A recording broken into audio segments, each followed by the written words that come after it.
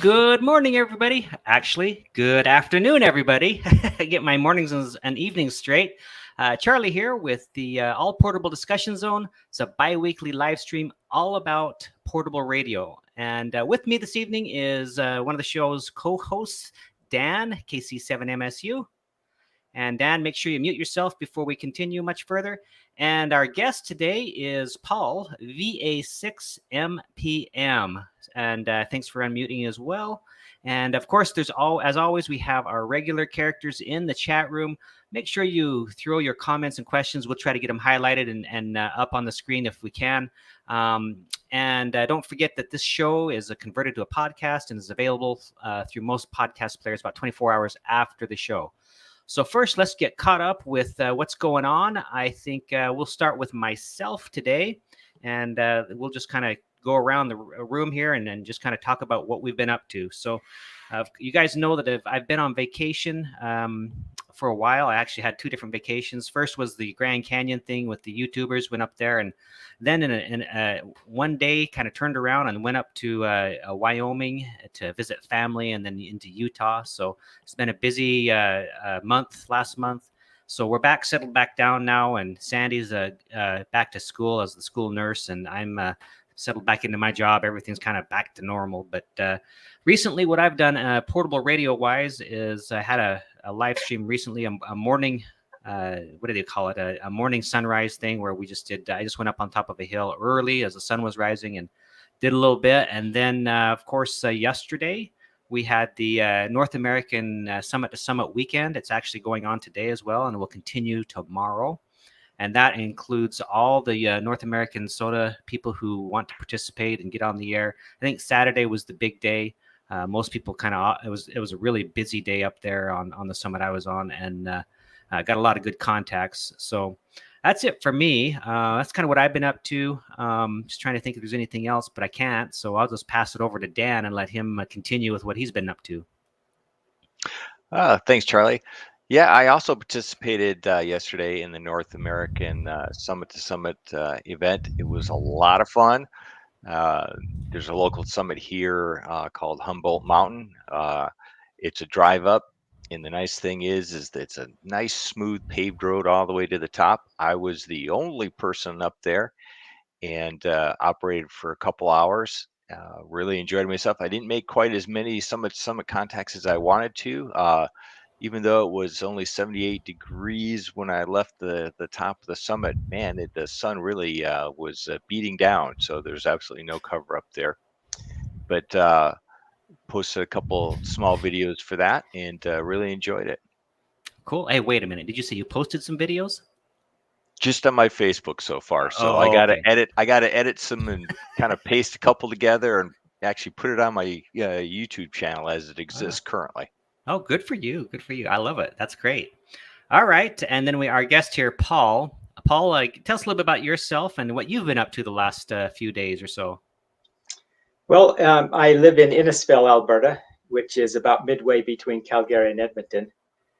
And actually, I just walked in about 30 minutes ago. I've been out with a fellow ham, Victor Echo 6 Foxtrot Papa Victor. Peter and I, we just did a 3-day activation into Mount Willingdon, which is deep into a real remote region of Banff National Park. Just got back about 30 minutes before we started this. Yeah, cool. We'll talk a little bit more about that. It'd be interesting to know a little bit more about that. So that's cool. Let's see. So real quick, Douglas says he wishes he could have made some contacts on the live stream. Yeah, I don't know if you know, Paul, but I get on those mountains and I'll do a live stream and then activate it, and people like to make contact with me and while I'm live. So that's pretty cool. But anyway. Why don't we dive into this and talk a little bit about maybe some of your background first, and we have something in common. We were talking before the stream about how you spent some time in Wyoming, which is where I'm from as well. And tell us a little bit about what happened. You started. You were born, I guess. Were you born in Wyoming or elsewhere? No, actually, I was born in southern Utah, and ended up in Wyoming. Junior high through my first year of high school. in Wyoming, in Jackson, Wyoming, which is at least it is still a mountain town, but when I lived there, it was a very small, sedate mountain town. Yes. And I kind of cut my teeth on mountaineering then and got interested in it. But then we moved to Africa. We moved to Kenya as a family, and I lived there through the remainder of high school and part of university there. And then even after I was married, I went back and spent a year at university in Kenya with my wife. Yeah, So Kenya. Wow. yeah, I kind of continued with the mountaineering stuff that I did in Kenya. And, there were a lot of rock formations along the Rift Valley and Mount Kenya and Mount Kilimanjaro. Uh-huh. How did you get started with mountaineering specifically? Was that like a family affair or what? It not really. My dad worked for the Forest Service. He was the ranger, forest ranger in that Jackson area. So I've always spent quite a bit of time outdoors with Dad. Yeah. But we had a high school teacher in Jackson that he taught an after-school course just on his own time on basic mountaineering, and it was just really spoke to my soul, I guess I should say. So were you up in the Tetons much? Yeah. Spent quite a bit of time in the Tetons, and even going through university, I spent some time. I actually was at 3 universities. I was at Kenyatta University in Kenya. I graduated actually from Utah State, and I would take forays into the Tetons while I was in school and spend time mountaineering in the Tetons. It's funny you mentioned Utah State. That's where I was supposed to go to school. But how things change and stuff, right? Yeah, that is true. That is very true. Cool. Well, tell us a little bit more about what you were doing there well, I'm interested actually personally in Kilimanjaro. I think that's a summit that might, you have to train. I'm not like putting it down or anything like that, but it's certainly not the same as a death trap as like Everest, right? No. Yeah. Mount Kilimanjaro is about 20,000 feet. So you can do it easily without oxygen. Back when I was a kid, though, we really didn't understand altitude sickness and how to prevent it. And I have a propensity, unfortunately, to altitude sickness. And I've been sick. I've thrown up all over Mount Kenya, all over Mount Kilimanjaro. So I have been at death's door at times on those mountains. So it is something, Kilimanjaro is fairly easy walk. It's a walk up summit. Yeah. Mount Kenya has 3 peaks. Lenana, which is kind of a walk up summit, the lesser of the 3. And then the 2 upper peaks, Batian and Nilian, require technical rock skills to get to the summit. Gosh, sounds amazing. It sounds amazing that you lived there. Yeah.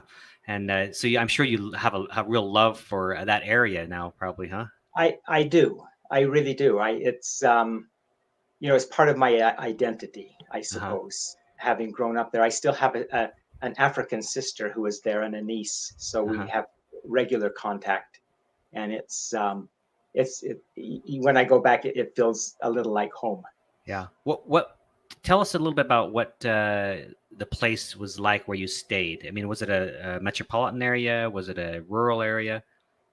Well, I actually lived in Nairobi, which is quite a big city. Yeah. And I went to school in Nairobi at an international school. There are people from all over the world that would attend the school there. But my father worked up in the northeast province of Kenya, which is a very remote region, at least in that time. Really, hardly anyone went there. In fact, I don't think I've ever met anyone that's been to some of these places in the northeast province of Kenya, where I spent a lot of time with my dad, like places like Wajir, Garissa, Mandera, Moyale. And my dad worked on a range management project with the nomadic Somali tribesmen that lived up there. So it was a kind of a remote, very interesting area as well. Very interesting. That sounds amazing. Okay, well, so tell us a little bit about what you were up to this weekend that you just rolled into 30 minutes from home from 30 minutes ago. Yeah, we did a little bit of an epic trip. Peter has been wanting to do Mount Willingdon for a long time, and it's an Alberta 10-pointer. it's significant in that it is one of the highest. Like you have the 14ers down in the States. Yes. We have a ranking of, I think, the 15 highest peaks in the Canadian Rockies. This happened to be one of them. Oh, wow. Wow. So that's amazing.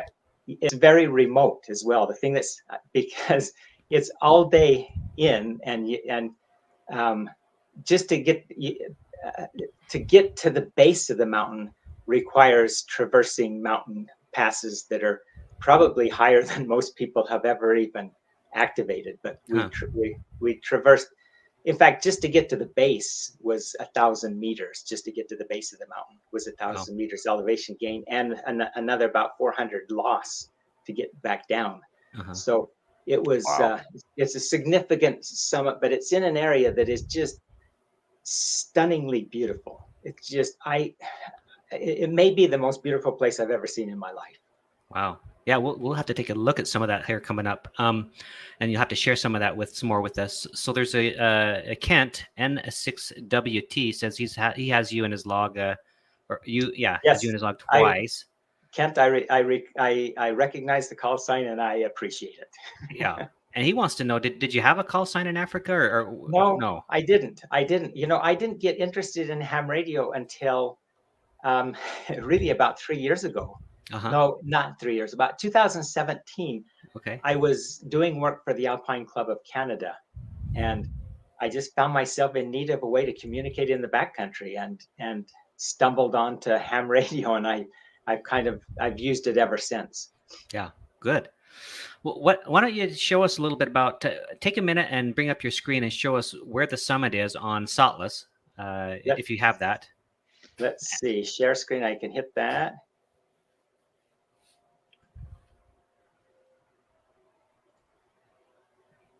Now, can you see this?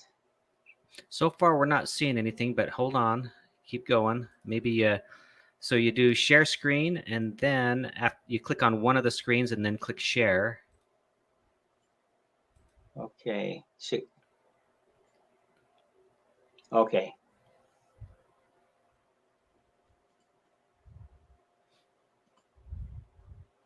Now,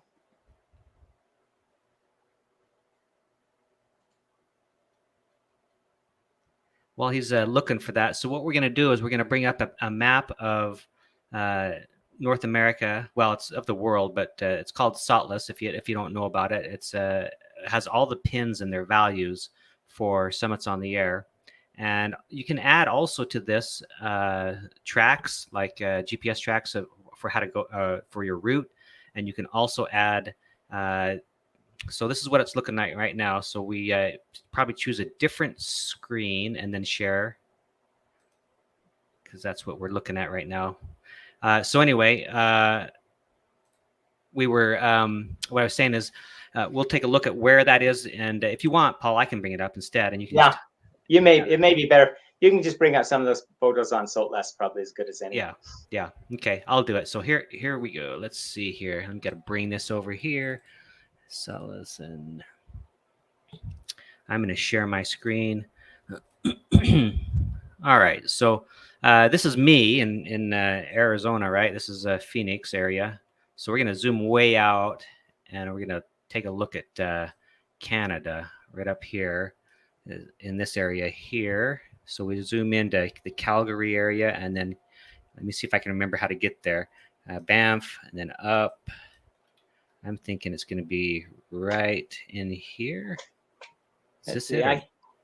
I can't quite see that, but... Oh, you can't? But if you will go to the search bar and just put in... Yeah. HC037. AC, Alpha Charlie? Hotel Charlie 037. 37. Yeah. All right. And it's Mount Wellington. There we go. Yeah.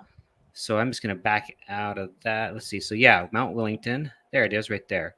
So this gives you an idea of where it is in relation to everything. So it's northwest, I should say, of Canada. All right. We'll zoom into there and do more. And why is this? What's going on? Why is it not bringing up the pictures? Yeah, that's funny. They're just on there. There we go. All right, there it is. Okay, so where do you want to start? Just to start at the beginning here with this parking lot? I'd skip most of the way through Okay. just to save time. You don't need to make a slideshow out of it. Just show Yeah. the last few photos probably of the Like mountain. maybe here. Let's see. Wait, let me not do that one first. Let me do this one. This one looks interesting. Yeah, that's our bivvy site. And if you'll Yeah. notice that we had to cross that mountain pass in the background over the tops of those mountains just to get to this point. Uh-huh. Oh, wow. So it's a vast distance. Wow. So And how many hours did it take to do that? I think that was about 9 hours. No, I think it took us about 7 hours to get across. Wow. And there are really no trails for most of it. It's solid bushwhacking. So we started off early in the morning. Yeah, look at those beautiful lakes there. Yeah, Devon Lakes they call that. It's a beautiful Just area. gorgeous. So Yeah, you're just walking the ridge line here, it looks like. yeah, coming up the ridge line. Okay, that doesn't look fun. Yeah, yeah. How do you not traverse that? I guess with skills, right? Well, you try to stick with the ridge line. Yeah. Look at the ice up there. Yeah, it was full winter up there. I mean, it was cold. Yeah. And then yeah, so you had to go Oh, along right. this ridge line here, Yeah, or yeah. whatever it is. Somebody has fixed a rope up at the top of this because it gets really icy, and there's a fixed rope that was quite pleasant to find. So did you have to use crampons or anything? Or? Yeah, yeah. We were crampons and ice axes for most of it because there's a snow traverse across between the. Oh, is that the rope in that last picture? Yeah. Yeah, The last two. This Yeah. one here. Oh, there's some rope Yeah. there. Okay. Yeah. And then this one. And then that's the summit cairn. Wow. that's at the top. Yeah, Okay, that's so activating. this is your operating position, right? Yeah, yeah, Jeez. yeah. It's a little precarious where we were, but the sun was hitting that side. It was about the only, and the wind there is really windy, so we had to crouch out of the wind, stay in the sun. So up here is just a knife edge ridge line. Yeah, it is. It is. Yeah, Have so to be a little careful. yeah, that's why you're not sitting up there, huh? Yeah, and it's cold. It's pretty chilly. Yeah. Let's see. And then here's coming back down, I guess, or Yeah, there's a sub peak that we were going over to investigate to see if we could get over there. okay. Wow. And then Amazing. back to that. All right. Yeah, I back think car. I think that's it. Remove that and stop sharing. Here we go. All right. Well, that's amazing. So, what would you say the number of summits that you do like this are? You know, like the overnighters or multiple nights. I don't do them often, but I love doing them. I do them on occasion. But obviously I'm not a mountaineer, so they're nothing like the technical advice there, technical skills that you do there. But how often would you say you do a summit like this? Those multi-day ones that Yeah. require that kind of planning, probably half a dozen times a year, maybe. Maybe not quite that much. Kind of depends. I do some work with the Alpine Club of Canada, watching over some of the huts, and it's nice to go into some of the huts where you have a safe abode when you're doing these things. I bet. Yeah. And that makes it pleasant. And so I probably do a lot more that way from these alpine huts than this straight up bivouac type of of a sense. Cool. But you do others as well then, right? Or no? Yeah. In fact, really, like most of us, the majority of my activations will be day trips. Yeah. Yeah, and the easier the better. But at the same time, these amazing trips are a lot of fun, right? Yeah. And we have some pretty significant summits that you can do as a day trip as well from in Alberta. We're very blessed here to have access to so many summits. It's just a wide open field. Okay, cool. Okay, so so here's a question that I wanted to ask you. I know my answer, but you're from Wyoming, or at least spent time there. I don't know if you would say you are from there, but you have roots there at some point. Yeah. Every time I go up to Wyoming, my family, usually my mom, says, as I mentioned that I'm going to go out and I'm going to go to some remote place and do a summit. She says, don't go or be very careful because of the grizzly bears. And I'm like, Yeah. But do you do anything to in the Canadian Rockies there to as a precaution? Yeah, I always carry bear spray because, Yeah. you know, everywhere we go here, there's lots of bears, and you see them all the time. Really, Mm-hmm. you see bears, all grizzlies and black bears both. Yeah, well, So, black bears, I mean, like, who cares really? But right, but the grizzlies, man, they scare me. Well, you know, it's funny. I find almost the opposite. Really? Grizzlies, since they're at the top of the food chain, if they're happy, they don't even care. You know, I've wandered by them and they don't even care that I'm there because they're not interested in anything but what they're eating. If they're on the hunt for me, that's a different story. But black bears, they're a little more unpredictable in some ways. Are they? Yeah. Huh. That's interesting. Wow. Well, anyway, let's see.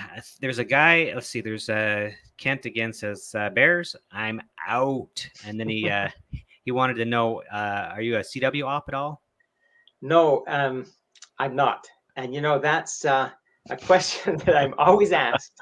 And I'm not for two reasons. And I have to explain this because in SOTA, CW makes way more sense than anything else. But number one, I got into ham radio for a need to communicate in the backcountry for safety. And I will never call in a rescue with CW. I will never talk to another mountain guide on CW. I'll never talk to a helicopter on CW. It's just not going to happen. It's not really that useful. That's one reason. The second is I do lots of my activations alone. And when I am at the top of a summit that's, you know, I'm often exhausted and I'm probably afraid and lonely, and I'm a long ways from home, and I've got that descent off this mountain to look forward to, and I'm miles and hours away. It's so comforting to hear some of these chasers' voices that have become familiar. I enjoy that. I really like that aspect of it, and so I'm less motivated to learn CW, I suppose. Yeah. Well, you know, what you're saying makes perfect sense to me. I understand what you're saying. See, because I get the whole familiar voice thing, and in particular, the thing you said about how it's something that, you know, if you were using it in an emergency situation, you wouldn't use Morse code, and that's totally true. And it sounds like you, like many of us, are smart enough to know that the more you use your gear, when an emergency situation comes up and you're familiar with it, then you'll obviously automatic. You're automatic. Yeah. So I get it. Yep, it makes perfect sense. You know, in fact, just yesterday we're on the summit of Willingdon, and we could hear a helicopter, and we looked down in the valley, and there's a helicopter flying down, and it landed right next to our bivvy tent. And we were wondering what's going on. Are they looking for us? Is somebody lost? There's some kind of a search and rescue going on. And so I pull out my radio, and I have that helicopter company already programmed in the radio. Yeah. And I can chat. This helicopter happened not to be the company who I had programmed in, but I did catch another helicopter repeater. But it's things like that. When you need to talk to people, you need to talk. You know, you're not going to be doing CW. Yep, for sure. Yeah, that reminds me of another question I need to ask you here in a minute, but I just need to recognize QRP Life.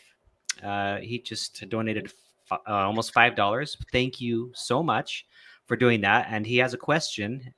He wants to know what your portable station is. And so tell us about your portable station you use for summit activations. That's a very interesting and apropos question. Yeah. You know, I have a KX2. It's the only radio I own. I use it at home, plugged into an amplifier, and on the summits, I'll take it either with or without an amplifier.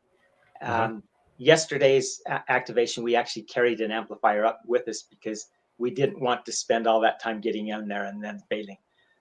We find that at least I find the further north we come, the more difficult the activations sometimes are, especially when you have auroral activity going on. So it's kind of nice to have a little extra juice. And, we're remote enough that there's nobody around. And so KX2, end-fed half-wave antenna, and quite often a small amplifier to get about 40 watts or so out. So you have then 2 radios though, right? Then so you have or do you use? Yes. Yeah, you have the handheld and the KX2. Yeah, and I carry the handheld, and that's mostly a safety mechanism for me. It's for two-way communication between me and if I have a partner, or talking to people like helicopter companies and so forth. Yeah. Well, you have the height for that, so Yes. antenna's not necessarily all that important. Although if you're in a valley, it might be helpful. But so you don't put anything other than just the stock antenna with the handheld? Yeah, I quite often will throw up a roll-up J-pole. Gotcha. Okay. Yeah. I love the J-poles. Those are great. Yeah. And then they can live in your backpack for years and they don't get screwed up. Yeah. They're durable. And then your mast is a fishing pole like everybody else, I'm assuming. No, I don't. I have an avalanche probe. It's just what I have, and it's not as tall as a something, but it's a multi-purpose thing. So for winter activations, I usually carry it anyway. And what's the length? Do you think is the same as a trekking pole or a little longer? It's about I think they're about 10 feet. It's about that's not too bad then. Yeah, that's not bad. Yeah, no, it's not. Especially on a hill, you're gonna be fine with that. Yeah. In fact, that photo, if you saw of me activating, if you remember, that's a trekking pole up behind me that's poked in the rocks. Very good. Yeah. Okay, so then the KX2 with the mic, and then maybe an amplifier. What kind of handheld does you have right now? What's the make and model of your handheld? Mine is an ICOM. I think it's a B80. Yeah. And I like it just because it has a native BNC connector on it. Yeah. And it's and frankly, it was cheap enough that I wasn't scared of tearing into it and making the modifications for it to go out of band. So I can talk with logging companies, parks repeaters, helicopters. The guides have a frequency that they use. So I can get all those frequencies, and I carry all those frequencies with me when I go. Good. Okay. Nice. And then your antenna, did you buy or make it? You recently had as a host Michael Johnson. Yeah. Michael has been my teacher, I should say, my mentor in when I there, because I didn't come into this thing naturally, so a lot of these things I don't really understand. So Mike will help me out with how to power my station, how to get good, how to make an antenna work. So I use the spark plugger transformer, and then I'll just cut the wire to a resonant length. That's awesome. Yeah, I really want to get one of those. I haven't pulled the trigger yet, but that's on my list of things to do. Maybe for Christmas. Yeah, they just work really well, and it's so small and light, but it'll take, if I want to take an amplifier and run 50 watts to it, it's no problem. Yep. All right. Well, so next question then is, let's see here. What is your personal risk management philosophy for the backwoods, for the remote areas? Because it's different for everybody, and it's different for every situation. But that's a really good question, because it's something that there's not a real good answer for, and it's different for every single person. Yeah. For me, I take it one step at a time. I say, am I comfortable going from here to there? And when I answer myself back no, that's when I turn around. But I'm probably a little bit more fly by the seat of the pants than most people, and I think that just comes from having grown up in Africa, for example, and not, for example, I got doing this SOTA stuff, and people kept talking about these 10 essentials, and finally, I several months ago, I thought, what are these anyway? What these people talk about? So I found a list, and I thought, well, that's just common sense. Everybody takes that, I thought. But it's just things like that I just take it one step at a time. Yeah. But it is important, especially if you're on places where you could be killed. That I think more important is that the people that you are with, that they're comfortable, and that you're comfortable with them, that you're comfortable with each other's level of risk acceptance. Yeah. And that seems to be the biggest, the acceptance of risk, Yeah. and making sure that all of you in the party have that same level of risk acceptance. Yeah. Well, I think when you started, didn't you? I mean, it was back when I don't think we had cell phones when you started, was No, there? And we didn't have. I mean, radios were a thing, but they weren't like go buy one off the shelf either. And so no, it was more like you go out and you hope, and your wife says sayonara, and she hopes that you come back. Right? Is that what it was? that's exactly right. That's exactly right. And that's kind of, I tend to be a little bit more old school that way as well. I like Peter, who I was with this past 3 days. He had a satellite phone, but that's something I've never even, I've just never bothered to do. It's always been that it's part of the risk and part of the adventure, in some ways. Yeah. So let me see. Hi, Brian here. So it's different for everybody. True. And so I would say, um, it's important for you to make sure that you feel comfortable, not you, Paul, but you as the listener, uh, with your risk, that how much risk you're going to take, and to be able to respond to any emergencies that might happen. For me, I do have a GPS, the Garmin 66i, which I use because it has the capability of using satellite communications.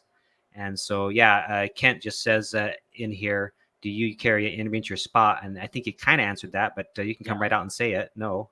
Yeah, I don't. Yeah. Yeah, and people will ask that a lot, and someday my wife may force me to, but I really don't.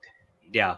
So I would say for most people, that would be a good idea to have a personal location beacon or some sort of a way to communicate, especially if you're not as experienced. I mean, you obviously you do this all the time. It's ingrained in you. It's in your blood. It's who you are.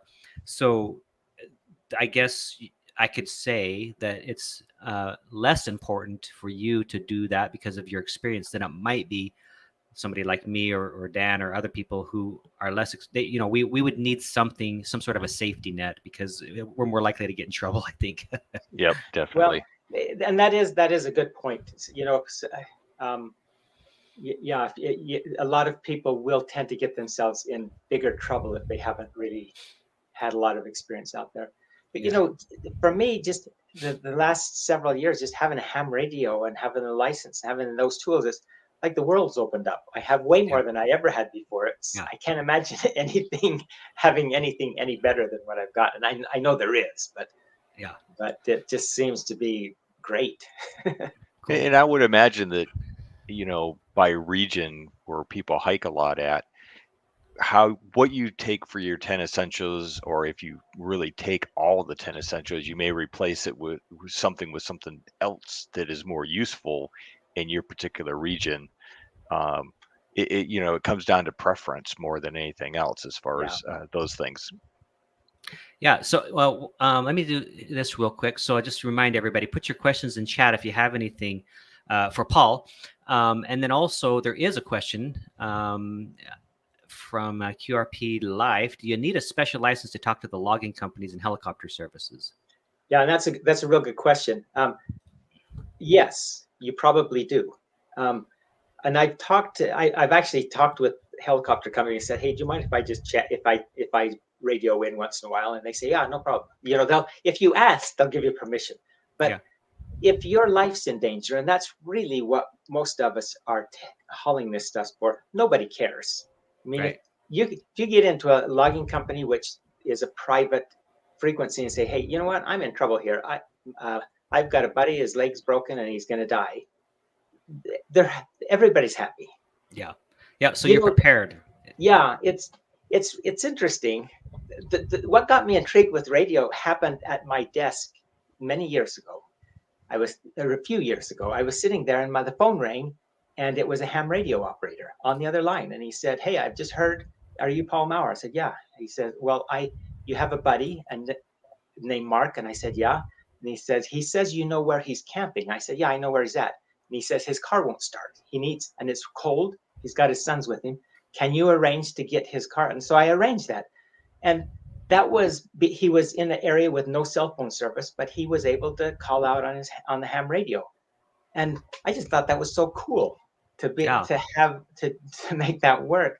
And that was really the reason I got interested in ham radio anyway, because I saw how it can work on an emergency where somebody can call in the point is if you think about this ham radio guy driving down the road, this guy, he's probably 70 years old.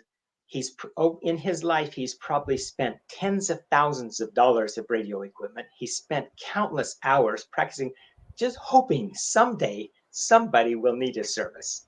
Yeah. And it just made his day to be able to help out. And most people are that way. So when it comes to a dangerous situation, all these private frequencies, they don't care. You carry all of them you can. I'll remind people he's in Canada, so his rules are different than the United States anyway. So I don't know. So we have two questions, one from Bear and one from my friend Jenna, N4GEH. We'll get to those in just a minute. And then I also want to turn some time over to Dan to just kind of take control for a little bit and just probe you a little bit with some of his questions he might have. So, but one of my questions that I still wanted to ask you was, tell us what was in your pack for the 3-day trip. I mean, you don't have to go down to everything, including the toilet paper or whatever, but what things are important that you had in your pack, and what was your philosophy there in your pack? Okay, good point. Warm sleeping bag, sleeping pad, and a ultralight tent. So you have those things covered. Lightweight food items. I don't carry much. I carry very little. Most people will be surprised because I don't like to carry stuff. So then of course the radio equipment, which will be an avalanche probe, a radio, an amplifier, and an antenna, and that's a very small package.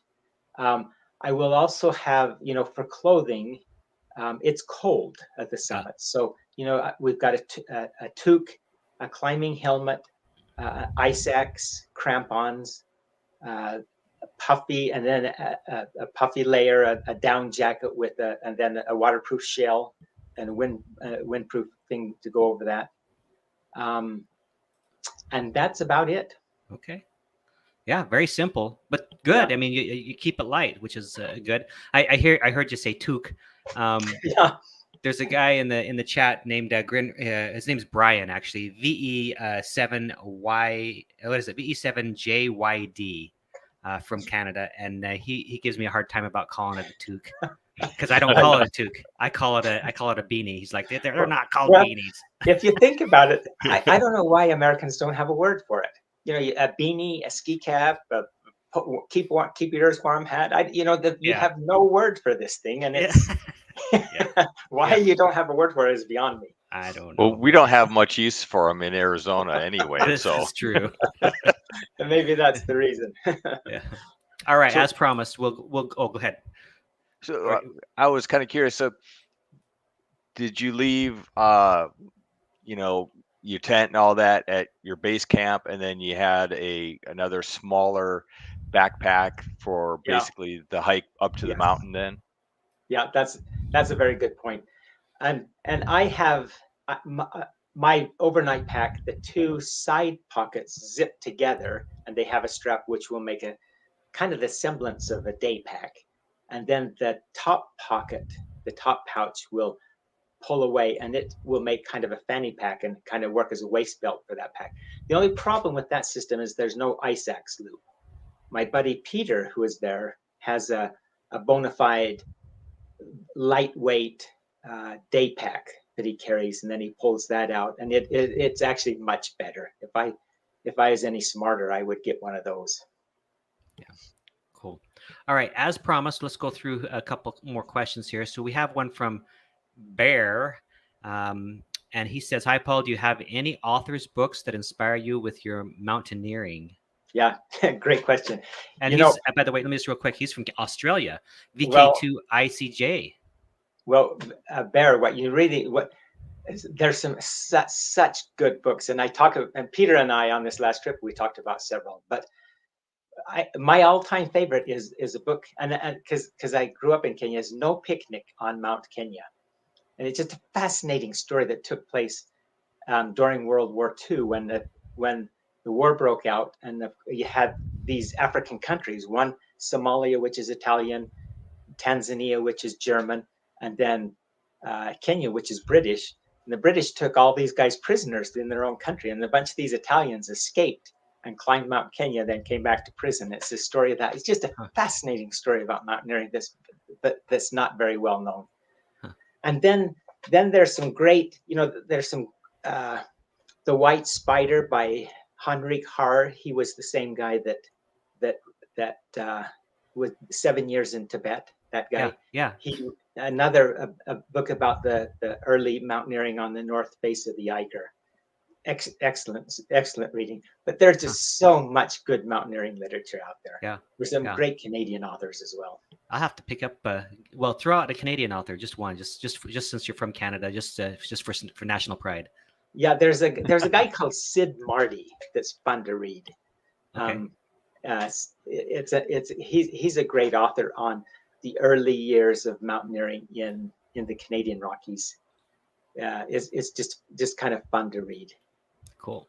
All right, we'll get to Jenna's question in just a minute, but I wanted to make sure I recognize Jason, Ham Radio 2.0. For those of you who know about his channel, his YouTube channel, if you don't, go over there and check it out. He does a lot of great stuff, not just good material on YouTube, but he does a lot of good things for the ham radio community. So check him out. His stream is right after this one, and his going to be on CW Practice.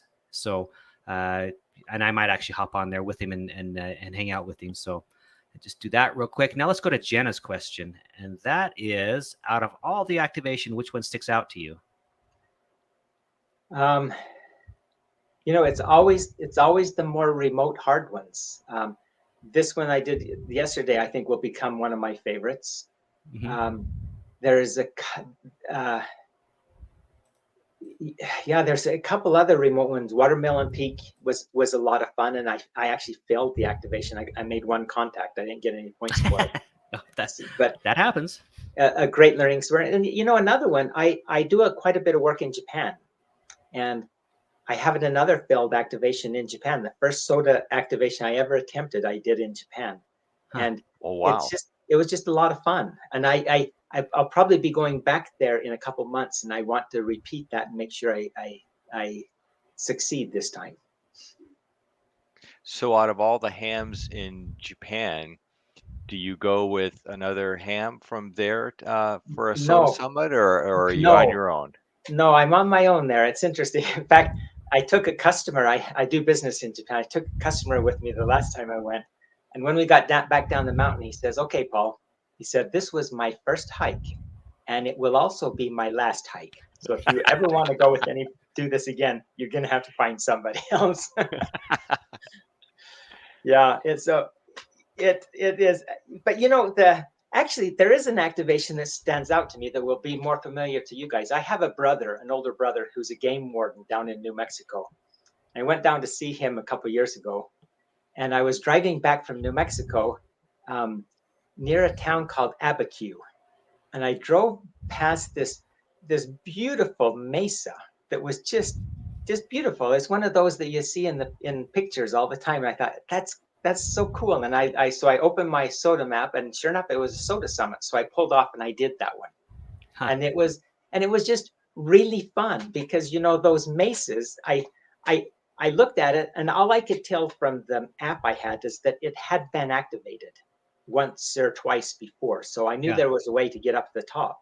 Yeah. And so I got out of the car and I walked clear around it until I found a place that looked like I could probably get up to the top. And when I got up to the top, it's just such a cool environment, because it was like an island. There was, nobody goes there on these steep walled mesas that and then up on the top, it just was a fascinating place to be. And there's the surrounding is so different than Canada, but I really enjoyed that one. That's a real standout for me.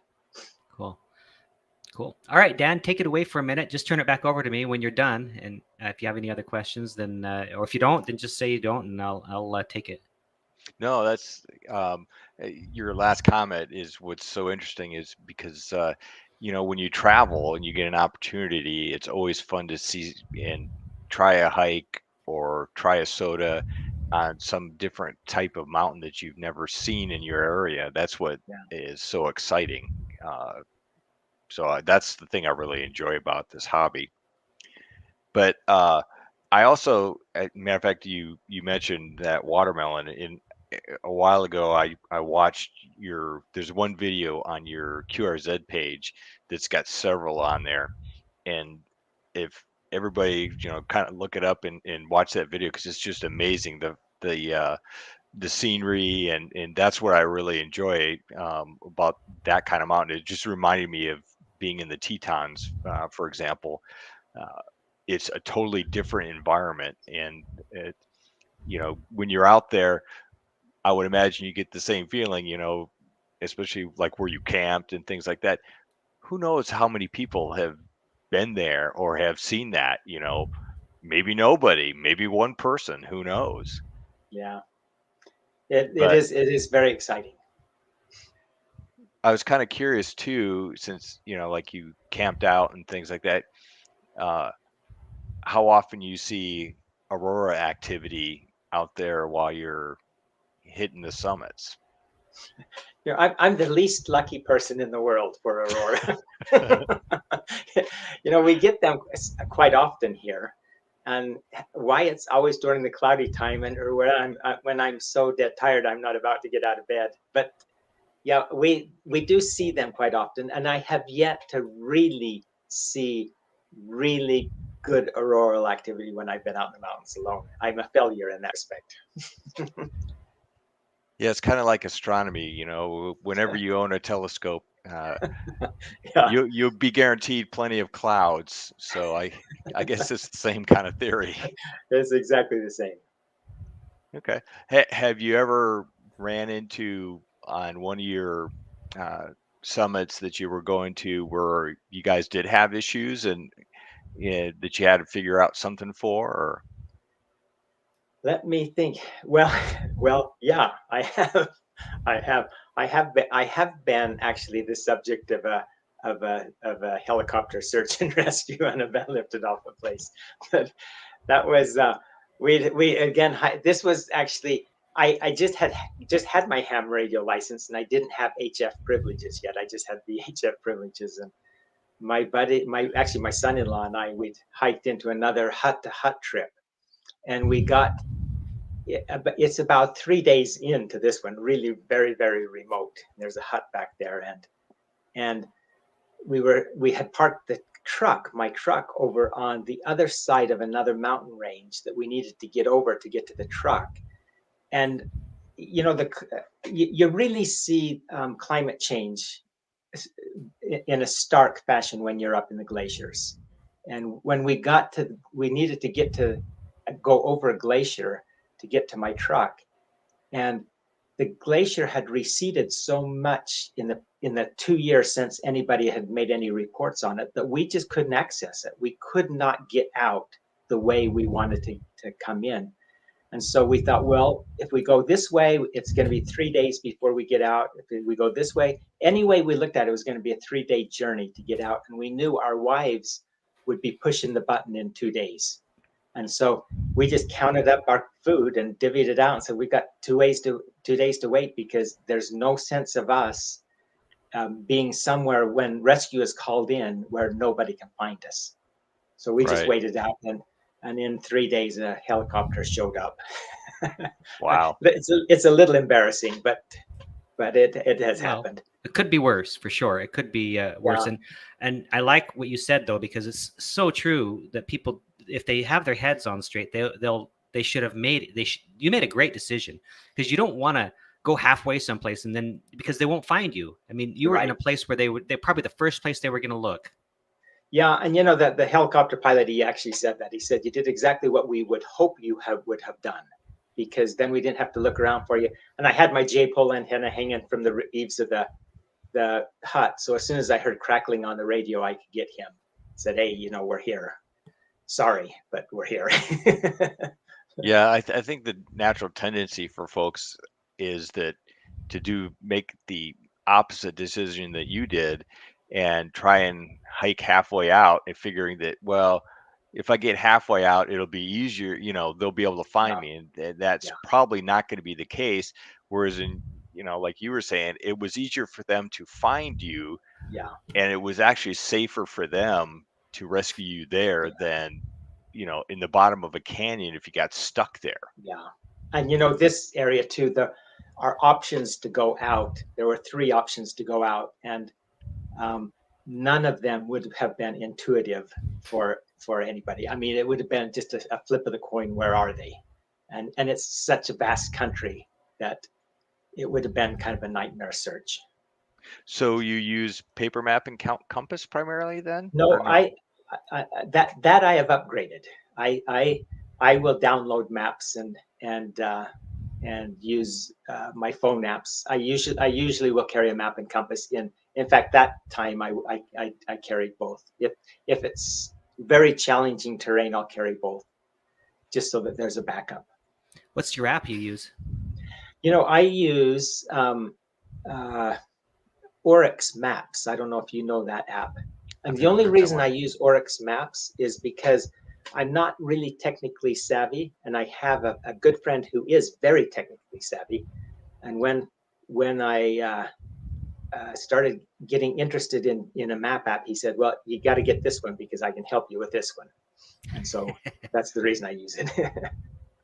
One of the things I wish was easier to get a class in is actually, using the original paper maps and being able to navigate with that as a last resort, because you never know what's going to happen with electronics, right?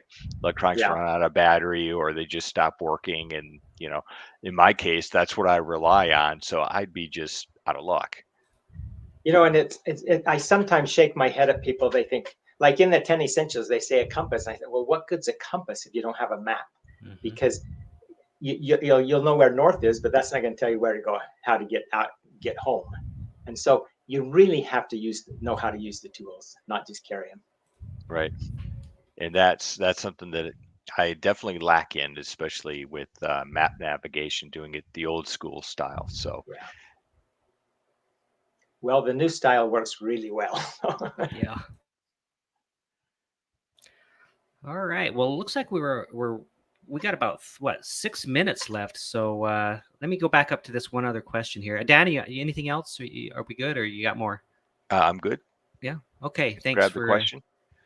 Yeah, let's do that. So Doug, he's a friend of mine here in Arizona. Actually, met him at Field Day and then a few other times since. He says, do you prefer cold or hot activations? That's it. That question can't be answered.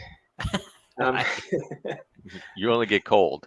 The old saying is, as a rule, man's a fool. When it's hot, he wants it cool. When it's cool, he wants it hot. Never wanting what he's got. And I think that's exactly what it is. There's a temperature where it's really too cold to activate. You just can't make things work. And I think when it gets hot, there's probably the same thing happens. Yeah, I'm amazed at folks who are in the middle of, a snowpack and they're operating CW. It's like, I don't think I could ever get my fingers to work that way. And I've seen Charlie do it. I mean, in Arizona is not as harsh in the wintertime, but still, I can't imagine trying to get my old fingers to try and work that way on a CW key. Yeah, me too. I right in Canada in Celsius, below -10, it's just hard. I mean, whatever you do, it's just hard to work. And I'm sure there are temperature limits in Arizona above which it's just awful to work with. Yeah. So is that quote one of the nuggets of wisdom from your dad or something else? I can't remember where I've heard that poem. I put myself through university when I was at Utah State with a buddy who was constantly coming up with these poems, and that was one of his. It's a good one. Maybe it was coined by him. Who knows? It might have been. Yeah, very Yeah. well could have been. Yeah. Okay, so we have just a few more minutes left, Paul, and I just wanted to kind of turn the time over to you. I mean, it has been about you, obviously, but it's kind of been, we've been kind of driving the discussion. But here's your opportunity. If you have anything you wanted to say to the community, the SOTA community, or the ham radio community, is there any wisdom you want to offer, or any whatever? Let me say it publicly that I said earlier to you two is, as a ham radio community, we appreciate those in the community that make the effort to help the rest of us. And you, Charlie, and Dan have done it. I know it's a lot of work. You know, you have to, there's a lot of things you have to keep up to keep these YouTube channels going and sharing with others. But it is really people like you that keep the community rolling and keep things going. And I just want to say thanks on behalf of the ham radio community. I think it's a tremendous thing that you're doing, and I think it's a good thing that you're doing, and we appreciate it. Well, Paul, I appreciate you saying that. It is a lot of work, but at the same time, it's a rewarding work. So we are going to keep doing it. We love it. So thank you. Is there anything else you want to share with anybody? Well, and with SOTA especially, you don't need to do. You certainly don't need to make it a mountaineering effort. There's summits in every association for everybody at every level, and the biggest thing is to get out and outside and enjoy the outdoors. You know, let the radio become your tool of furthering your enjoyment of the outdoors, and that's kind of how I look at it. There's a point where you have to determine why you're in the game. Are you there to get points and talk on the radio, or are you there for the outdoors? And for most of us, it's both.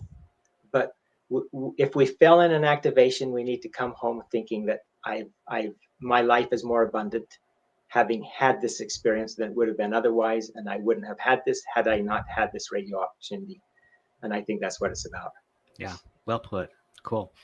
Dan, you have anything else you want to add before we close, or just questions or anything else? Or I agree. I never would have thought that I would find something where I can, combine hiking and amateur radio, two things that I thoroughly enjoy. And, I'm sure, like Paul, I'm so blessed for all the places that I've seen that I never would have seen in Arizona. I mean, I lived here for about 32 years before I started SOTA. And, what I had seen, was like the Grand Canyon and the things you could get to easily by vehicle, and now I see it all by foot. And it's by far much better seeing it by foot. The experiences, the subtle things that you see whenever you go out on a hike, the smells, the wildlife, just the simple things, a simple flower or an insect, or seeing an animal you've never seen, in that area before. So it's just an amazing way to combine two hobbies and get a lot of fulfillment. Yeah, well said. Yeah, and I would agree. I would add. I love what you said, Paul and Dan, and I say get out and do what you can too. I would just say, just for the Parks on the Air crew that follows along as well, because there are many states that have few, if any, summits on the air. That's where Parks on the Air comes in. You can enjoy the outdoors and nature just as well in a park as you can on a summit. It's just different. But either way, whether it's Parks on the Air, Summits on the Air, Worldwide Flora Fauna, Islands on the Air, Lighthouse on the Air, like you said, Paul, use your radio to make the experience rich and enjoyable. So great. Okay, Paul, thank you so much for joining. I really appreciate you doing this. It was on short notice too. Less than a week I asked you, right? And you said yes. Yeah, so. I was a little nervous this whole trip. We were leaving at early hours to make this work. So I'm glad to have been able to make it. Appreciate it. I'll say 73 to you, and hope we get you on the airwaves. Thank you. So long. Right. Yep. Bye.